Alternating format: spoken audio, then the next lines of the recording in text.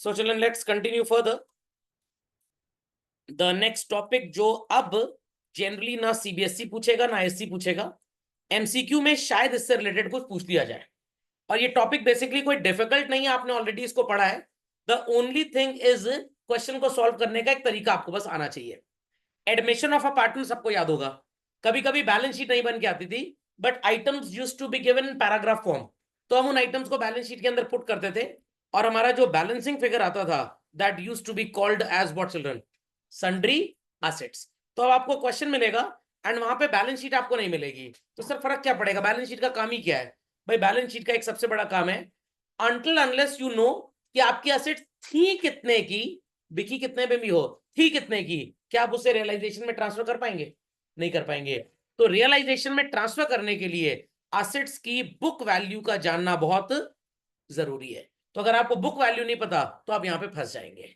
Only for this particular purpose आपको एक balance sheet बनानी पड़ेगी, where you will write on the liability side partners capital. Asset पे भी हो सकता है करंट बच्चों, एज वेल एज लाइबिलिटी पे भी हो सकता है। Partners loan could be on the asset side and could be on the liability side। Sir ये कैसे पता लगेगा कि एसेट पे लिखना है कि लाइबिलिटी पे लिखना है? भाई बहुत आसान सी कहानी है। इफ क्वेश्चन सेज कि करंट अकाउंट का डेबिट बैलेंस है तो आप किधर को लिख देंगे उसको? एसेट। और अगर करंट अकाउंट का क्रेडिट बैलेंस है तो किधर को लिख देंगे? लाइबिलिटी। अगर पार्टनर ने लोन दिया है फर्म को तो लाइबिलिटी साइड में, और लिया है फर्म से तो एसेट साइड में। Fundamental logic is clear. If we have accumulated gains they will appear on the liability side, और अगर accumulated losses हैं तो they will appear where? asset side। creditors और bills payable naturally true हमेशा कहां जाते हैं? liability। कैश और बैंक बैलेंस भी दिया है अगर आपको तो asset, अगर बैंक में बाई चांस ओडी या लोन आ गया तो liability में चला जाएगा। And the balancing figure definitely asset पे ही शॉर्ट आएगा, क्योंकि क्वेश्चन का नॉमेनक्लेचर ही वही है, बेसिकली थीम ही वही है। तो that shortage will be called as what children? Sundry assets. तो आपकी बैलेंस शीट बन गई, फिर आप इन सन्ड्री एसेट्स को कहां पे ट्रांसफर कर देंगे बच्चों? रियलाइजेशन। लाइबिलिटीज को भी आप कहां पे ट्रांसफर कर देंगे? रियलाइजेशन। बाकी इंफॉर्मेशन क्वेश्चन आपको दे देगा, कितने में आपकी एसेट बिकी और कितने में लाइबिलिटी का पेमेंट होना है। लाइबिलिटी का पेमेंट का जिक्र अगर नहीं भी है, no problem. All liabilities in the absence of any information have to be duly paid off और अनपेड, आपको पे करना ही करना है। तो सबसे इंपॉर्टेंट चीज क्या है जिसके लिए हम इस टॉपिक को पढ़ रहे हैं? To know the book value of asset. तो आपको क्वेश्चन इस तरह का मिल जाएगा और आपसे सिर्फ एक 1 मार्क के एमसीक्यू में क्वेश्चन पूछ सकते हैं कि what will be the amount of assets transfer to realisation account. 99% बच्चे क्या गलती करते हैं? Sir 3 lakh rupees. क्या ये एसेट्स की बुक वैल्यू है? ये तो रियलाइज्ड वैल्यू है कि वो एसेट बिकी कितने में। आपको इससे कोई मतलब नहीं बच्चों, you are concerned with book value कि वो थी कितने की, और वो तब तक नहीं पता लगेगी जब तक आप क्या नहीं बना लेते? Balance sheet. ये कहानी सबको समझ में आ गई?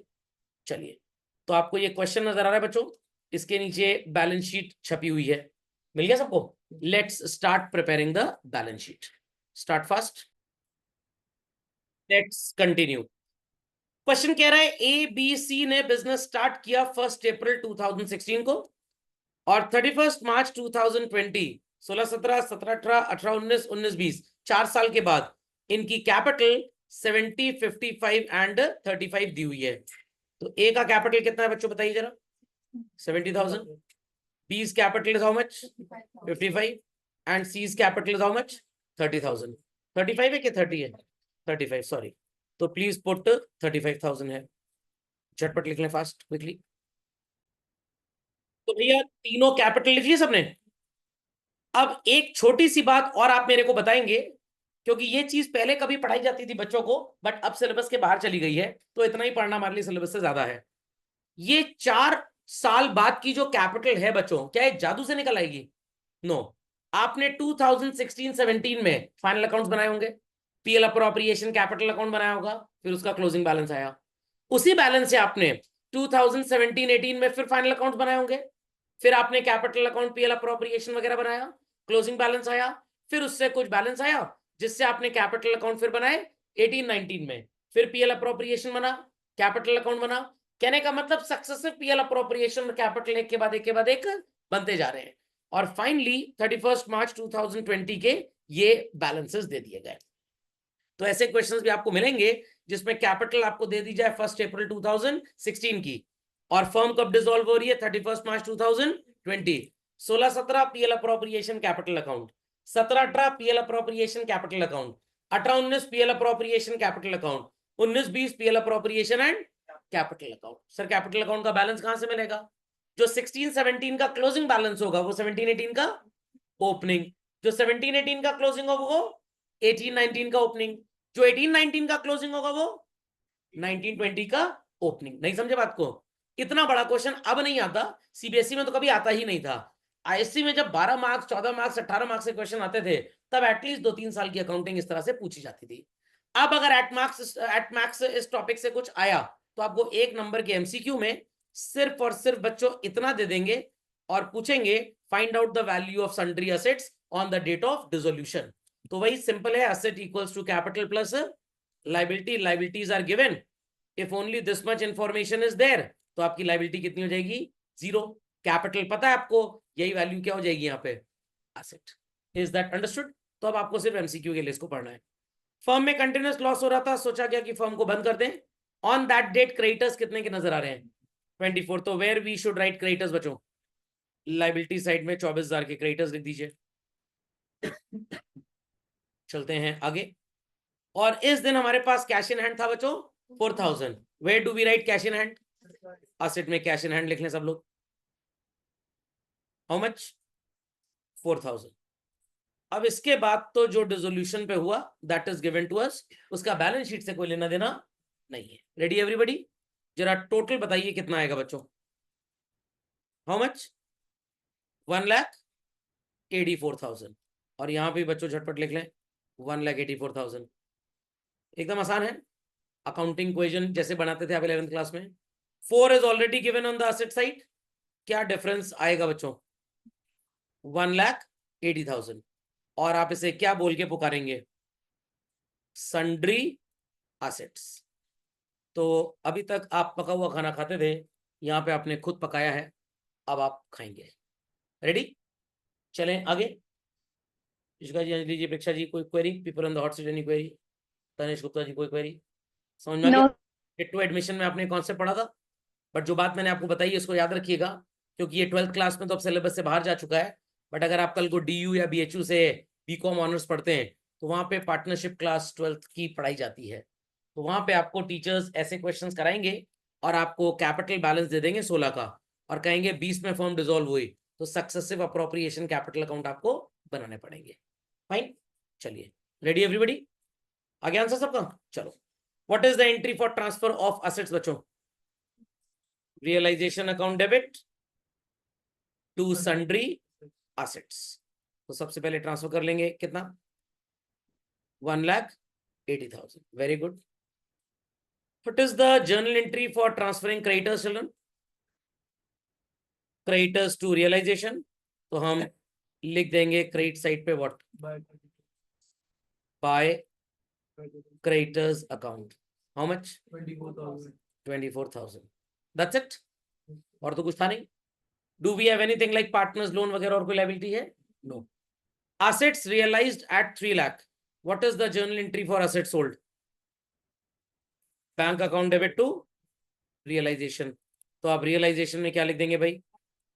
बाय बैंक, ब्रैकेट में लिख दीजिएगा assets sold। सिर्फ ए डबल एस मत लिख देना, पता लगा एग्जामिनर सोचे हमको एस बोल रहे हैं और नंबर 0 कर दे। How much? 3 lakh. Because here it was mentioned in the question very significantly कि 23,500 रुपये आपने पे किया, नहीं होता तो इसी 24 का पेमेंट मान लेते हैं। What is the entry for payment to creditors? Realisation account debit to bank. So we'll be putting to bank, creditors paid off. How much? 23,500। That's it? बस, और तो कुछ है नहीं। Which side seems to be short? Debit side. Profit आएगा कि loss आएगा बच्चों? Profit. Entry would be realization account debit to A's capital, to B's capital, to C's capital. Here it is profit, so total आ रहा है 3,24,000, उसमें से minus कर देंगे 2,03,500, कितना आएगा? 1,20,500. What is profit sharing ratio given to us? 4:3:3. 10 से डिवाइड कर देंगे, एक बार 4 से मल्टीप्लाई करिए, एक बार 3 से, और एक बार 3 से, तो आएगा बच्चों 48,200, 36,150 एंड 36,150. एक बार चेक कर लें वैल्यू सही है कि नहीं भाई. 2,03,500, हाँ सही है. समझ में आ गया सबको रियलाइजेशन कैसे बना? Was it a very great rocket science to understand? नहीं समझे? समझ गए? चलिए चलिए आगे भाई. कैपिटल अकाउंट बना लेंगे सब बच्चे. चलिए लेट्स स्टार्ट. सबसे पहले क्या लिखते हैं हम क्रेडिट साइड में? Opening balance. तो we'll put by balance brought down. What was the capital of mister A? 70,000. B's capital is, and C का कितना है? 35,000. Very good. Do we have any accumulated gain on the liability side of balance sheet? No, कोई gain नहीं है हमारे पास. क्या हमारे पास कोई एसेट साइड में एक्यूमुलेटेड लॉस है? नहीं है. गुडविल होती तो भी चिंता ना करते, बिकॉज वो एसेट की तरह ट्रांसफर हो जाएगी. तो यहाँ पे गुडविल का वो कॉन्सेप्ट ही नहीं है, आपको पता है. चलिए अल्टी पल्टी from realisation. Checkout on the credit side of realisation. Do we have any representation of partners? No. Debit side में पार्टनर्स से रिलेटेड कुछ लिखा है हमने भाई? क्या लिखा है बच्चों? Revaluation to realisation. Capital account में क्या लिख देंगे हम लोग? To realisation. नो, यहाँ लिखा है to A's capital to B's capital to C's capital. तो ए बी सी में क्या लिखेंगे आप? By realisation account. 48,200, 36,150 and 36,150. That's it. That's it. Balance sheet में we had cash और bank children? Cash. So let's get down with the settlement. To cash account within brackets balancing figure 118,200 for Mr. A. 55 और 30 85 और 6 91. 91,150 for B. 35 और 36 71,150. Correct? समझ में आ गया भाई? समझ में आ गया? Any doubts to anybody? चलिए गूंगे बैरों से पूछ लो. समझ में आ गया? कोई डाउट? चलिए. कभी कभी फील होता है कि मैं ओल्ड एज होम का मैनेजर हूं, काफी वृद्ध लोगों को ज्ञान दे रहा हूं. Next, cash account children. What is to be written first and foremost? Opening balance. What was opening balance in balance sheet? 4,000. अब कौन सी अप्रोच अप्लाई करेंगे जो हमने बनाई है? अल्टी पल्टी. चलिए, बैलेंस शीट से आपने बैलेंस तो लिख लिया बच्चों. क्या आपको रियलाइजेशन की क्रेडिट में कहीं पे बाय बैंक नजर आ रहा है? और डेबिट साइड में टू बैंक नजर आ रहा है? Very good. तो अगर बाय बैंक रियलाइजेशन में लिखा, तो बाय बैंक क्या बाय कैश लिखना चाहिए था हमको. इसको एडिट कर लें बच्चों सब लोग. Don't write bank, right cash. चलिए वंस अगेन. सो अगर रियलाइजेशन में आपने बाय कैश लिखा, तो कैश में क्या लिखेंगे बच्चों? To realisation account. At what price the assets were sold away? 3 lakh. और रियलाइजेशन में आपने टू कैश भी लिखा था, सो उसका काउंटर पार्ट यहाँ पे क्या लिख देंगे हम लोग? By realisation 23,500. That's it. Capital account में चेक करिए बच्चों, आपको कुछ नजर आ रहा है क्या? अल्टीपल्टी अप्रोच. रियलाइजेशन में टू कैश है, सॉरी पार्टनर्स कैपिटल में, तो यहाँ पे लिखेंगे हम लोग by A's capital account. Then what? By B's capital account. By C's capital account. Correct?